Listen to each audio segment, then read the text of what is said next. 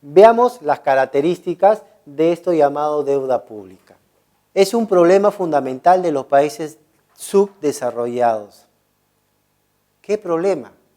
El mal manejo financiero, la iliquidez, las crisis internas, que de alguna manera hacen que los países pues no tengan la suficiente liquidez para poder manejarse por sí solos y soliciten constantemente préstamos nacionales o internacionales.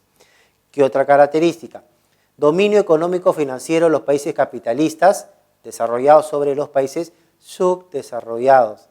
Claro, pues, tú como país desarrollado tienes un dominio económico, porque tu economía va bien, porque ya has satisfecho muchas necesidades, con lo cual ya no necesitas de alguna manera cubrir necesidades. Ya lo que estás haciendo es manteniendo y desarrollando a tu sociedad. Y financiero, estos países desarrollados tienen instrumentos financieros de todo tipo. Entonces, hay una interdependencia, hay una subordinación de los que están mejores, de los que tienen mejor capitalización, de los que tienen mejor manejo financiero sobre los subdesarrollados. Otra característica es, se origina y desarrolla con la exportación del capital financiero, de los capitalistas hacia los deficitarios. Cuando estudiamos el sistema financiero, vimos que el dinero rendía porque era manejado, porque el dinero circulaba a través del sistema financiero. Entonces, si yo soy un país desarrollado y tengo excedente de liquidez y quiero obtener rentabilidad por mi excedente de liquidez, ¿qué es lo que hago? Envío dinero a aquellos países en donde haya déficit de liquidez. Y eso tiene que ver con este punto. Otra característica es desarrollo cíclico con periodos de alta liquidez internacional y periodos de crisis. ¿Qué quiere decir en pocas palabras? A veces hay situaciones en donde la deuda se vuelve cara o hay situaciones en donde la deuda se vuelve económica o a un precio aceptable. Cuando hay a veces situaciones de crisis internas o externas, las tasas de interés muchas veces fluctúan, varían y ahí puedo de alguna manera tomar como relación las tasas de interés de Londres, que sería la tasa LIBOR,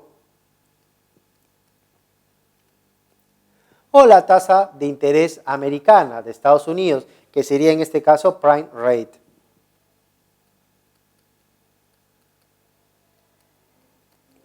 Depende a dónde yo vaya y depende de la institución financiera que yo solicite el crédito, la tasa de interés. Si yo solicito un crédito a la comunidad europea, obviamente va a ser la tasa LIBOR. Si yo solicito un crédito al Banco Mundial, va a ser una tasa Prime Rate. Entonces, eso tiene que ver con ese punto.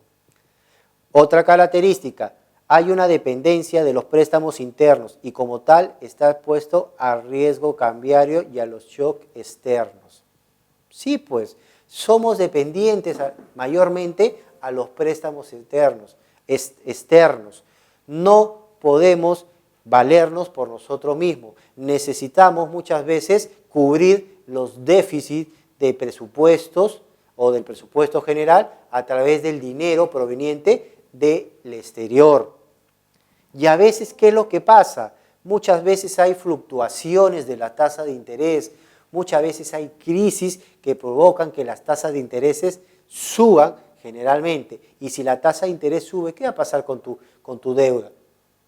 Se va a encarecer, vas a pagar más y por ende tu deuda muchas veces se vuelve casi impagable. Y es un círculo vicioso.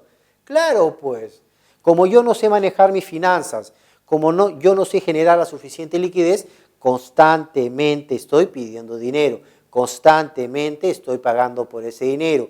Y como a veces tengo problemas, a veces me renegocio o a veces refinancio esa deuda. Entonces, esto se vuelve en un círculo vicioso de constantemente solicitar dinero y constantemente pagar. Es algo de nunca acabar. Vayamos con las causas que originan esto llamado deuda pública total. Uno el desarrollo del capital financiero. Al hablar de capital financiero estamos hablando de capital de dinero, capital monetario que se utiliza dentro del sistema financiero.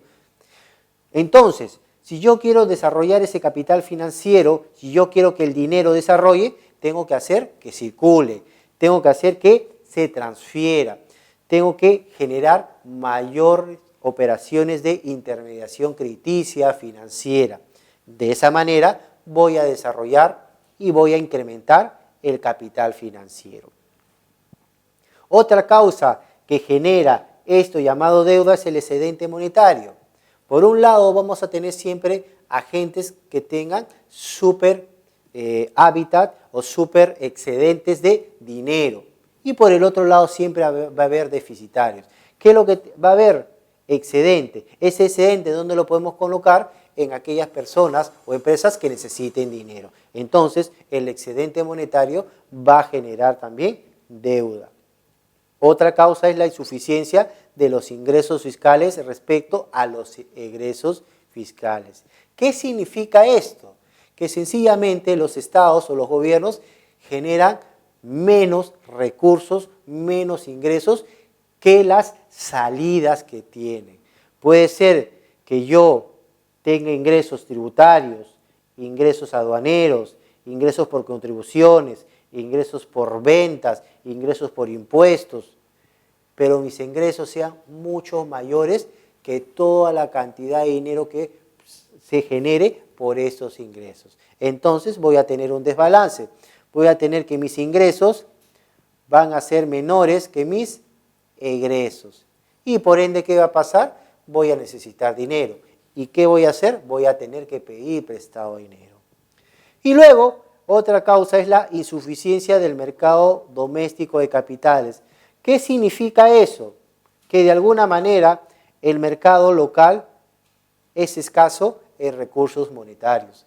Si yo como Estado quisiera cubrir algún déficit, definitivamente muchas veces ese déficit no podría ser cubierta por el capital o el dinero doméstico.